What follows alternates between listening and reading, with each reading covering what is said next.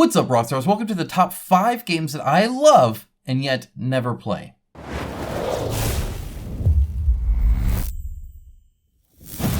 Before we get into today's fun video, I do have a special announcement that you guys can benefit from. You see, I have this amazing sponsor of today's video and the channel in general, GameWorkCreate. I've shown them a few times and I'll show them again in just a moment, but I want you to pay attention to this because you could actually benefit from it. I will be doing a giveaway in partnership with GameWorkCreate where you can get a $50 gift card to their website for anything you want to spend it on. So you guys can get a free game, some cool minis, an RPG book, whatever you want, you can use it. That is to the US and Canada people only, but all you got to do is actually go on their awesome website, which they actually recently updated. As you can see, this is a much bigger kind of display here, but it's still the same great stuff that you're used to. But down here, there's a subscribe to our emails. Go ahead and sign up for their newsletter, because in their newsletter for June, they will be asking a question of you guys that you will need to answer in a comment in the video at the end of June, where I actually cover their site again, and you comment there and you can win the gift card. Again, that's to the US and Canada people only, but it is an exciting thing that I can benefit you guys, which is awesome. That being said, there's some amazing stuff here as well, so feel free to grab whatever you want while supplies last, because all of their stuff is limited in stock except for the 3D printed stuff. So you just get it while it's there, and then it's gone. So definitely check them out. Definitely a cool opportunity for you guys, and I'm excited to actually do that. Now, of note, this is just the last video that I do a plug-in for them, so it'll be a few videos from now, obviously, in June, that is. So subscribe if you're not, so that you're actually notified of the videos and can actually comment where you need to. Okay, with that out of the way, let's go ahead and dive into this list here. So this is kind of a list I have had planned for a while, like a long while. Like, I actually originally made this note July 15th of 2021 is my first thought of this idea. So it's long in the making. But I realize, looking at all of these awesome games, that there are games that I love, that I really enjoy, and yet seem to never play. How can you do that? How can you love something and then not play it? Well, let's discuss. And I would encourage you to make your own list, of course, as well. I'd love to hear what your list is, and more importantly, the reasoning why. Why don't you play that game that you love so much? For me, the number one thing that came to mind was Star Wars Rebellion. Star Wars Rebellion is a fantastic 3-hour 2-player game.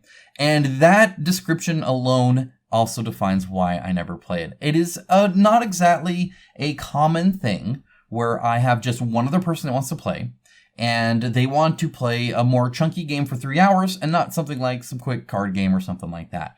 It just doesn't happen very often. I love Star Wars Rebellion. I really do. I love the theme. I love the build queue where you're building your ships. I love the difference between the Empire and the Rebellion. I hate it at 3 to 4 players. It's a terrible version. Never play the game like that. Ugh.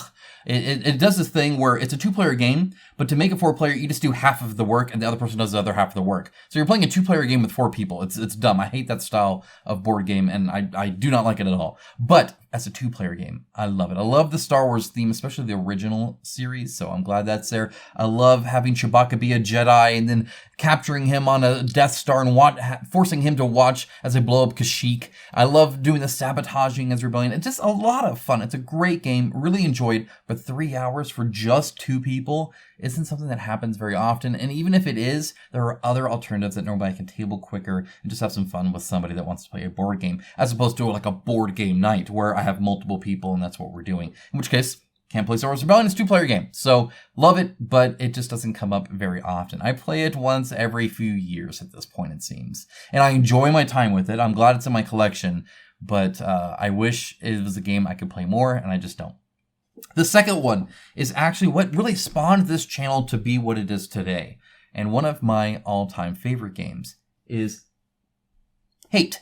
Hate, the board game, is fantastic. Hate is also weird because it's inverted from what I would say every game should be.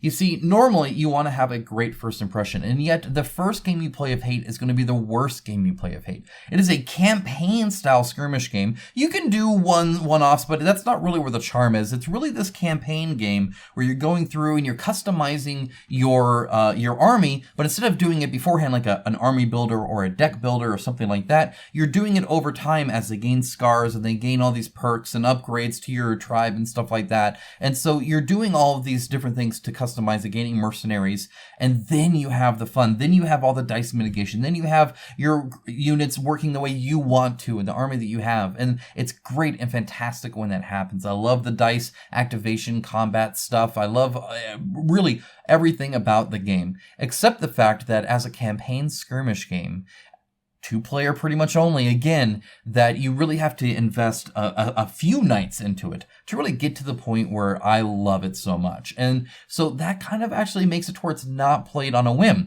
Once we got through a campaign, then we either have to start another campaign or kind of play a lesser version of it, or it's in that weird space there. So once again, game I really enjoy, game I love, but game that because of how the game is set up and the way that it is, it just doesn't get played as much as I wish it did. Pretty much just need to start another campaign of it again. But again, it's 2-player only, really. So it's kind of an odd situation there. Okay, the next one's a little bit different. The next one is Shadows of Brimstone, and that's really every single version of it. I'm going to be getting Adventures here soon because I'm an idiot. However, I'm excited for it. I love Shadows of Brimstone. I really do. I have the Forbidden Fortress. So I have like the sumo, and the moment I found out that I could belly flop bounce around enemies as a sumo, I was in love. Like, that is just awesome. I love that. It's a great little dungeon crawl. In spite of its roll to move, it's a lot of fun. Really do enjoy it. However, and this is going to cause a lot of you to disagree with me perhaps, because I think a lot of people who like Shadows of Brimstone like it opposite of me. So we love the dungeon crawl, but I will not table the game for the actual city phase, the town phase, the part in between the dungeon crawl.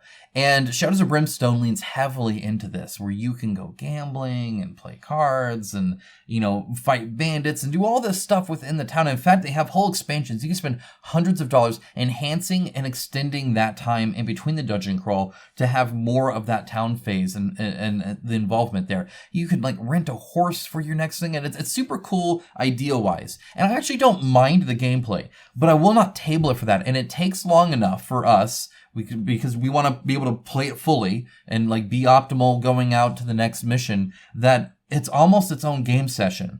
And I don't want to spend game night playing the town phase of Shadows of Brimstone. So you almost need to dedicate a whole Saturday to get through the middle part to then go play the dungeon crawl. Now I know, again, I could speed through it, but then you're playing it suboptimally and you feel like you're cheating or skipping something, and it just irks me the wrong way a little bit. I don't like playing it like that. If it's there, I want to play it.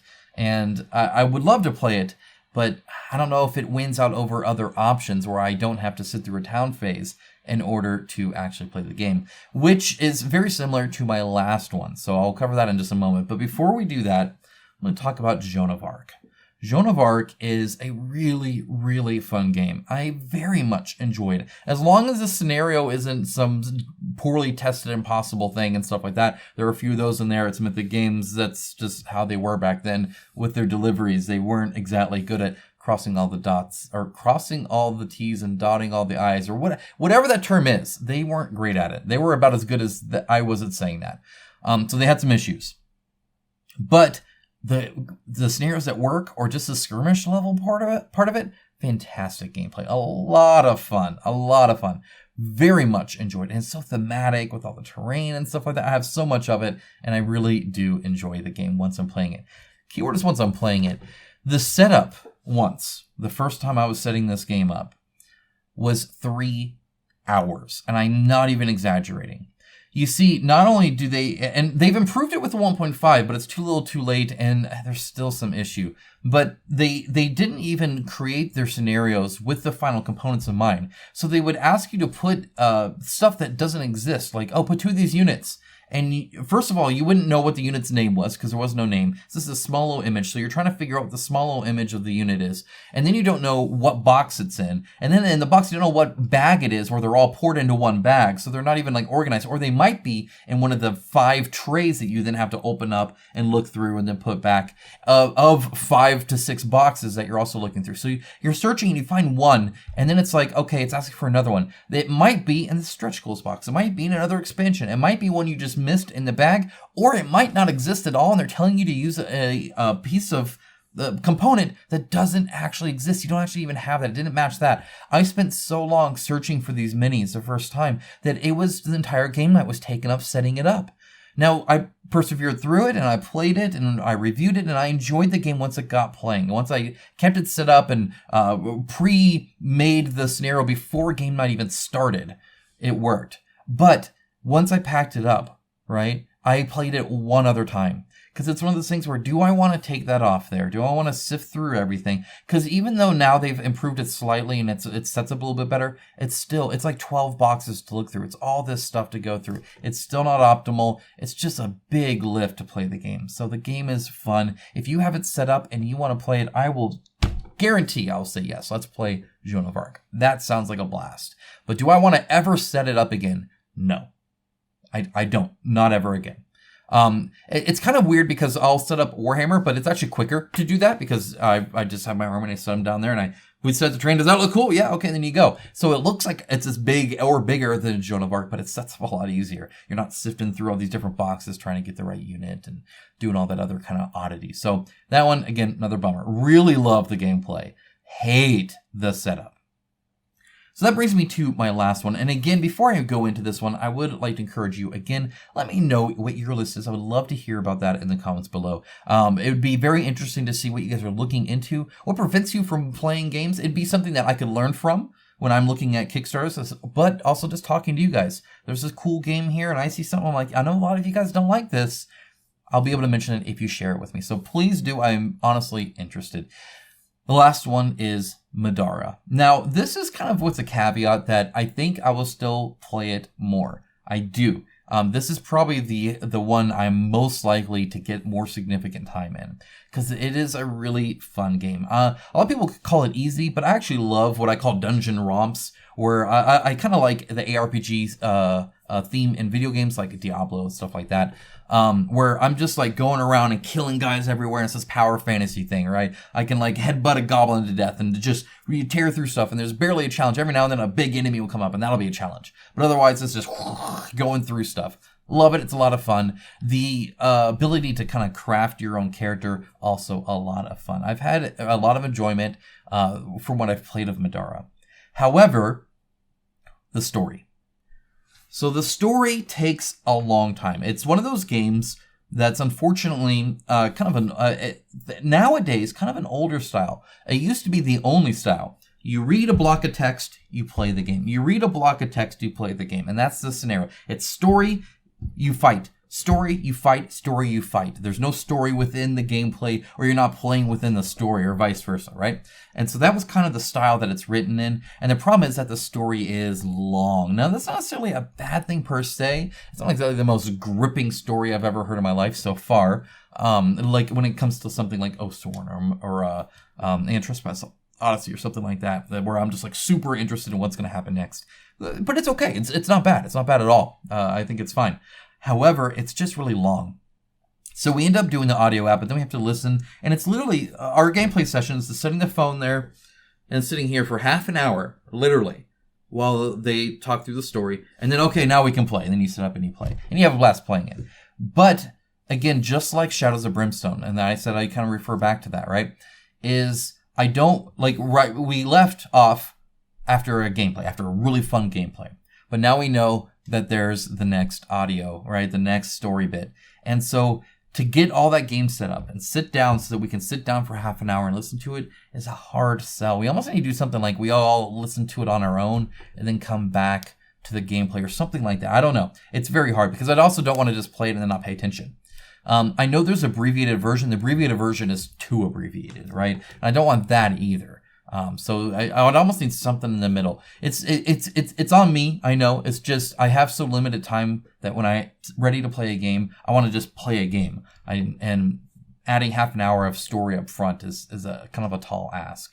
So, I think I'll still figure out a way, like I said, maybe listening through it, some other way, kind of on our own time. Each member of the group does, or maybe we just power through it. I'm not sure. Because it's a super fun game, and I'm excited to see where the gameplay goes and stuff, for sure, especially for Wave 2. But, again, game I love, and I never play. And that's mostly logistical reasons, as you can see. Or just game session preferences or time constraints or all sorts of stuff. So anyway, that's my list. I'd love to hear what your list is. Do you have something that comes to mind instantly? I love that game, and I never play it. Is it that your group doesn't like it? That happens often for me. I like more games than my group, my typical group, i.e. my family tends to like. And so often I'll see something like, oh, that looks like a lot of fun, but we'll never end up playing it. And then I typically don't even back it. So I'm smart enough not to do that, but there are a few that come in and you love it, but nobody else does.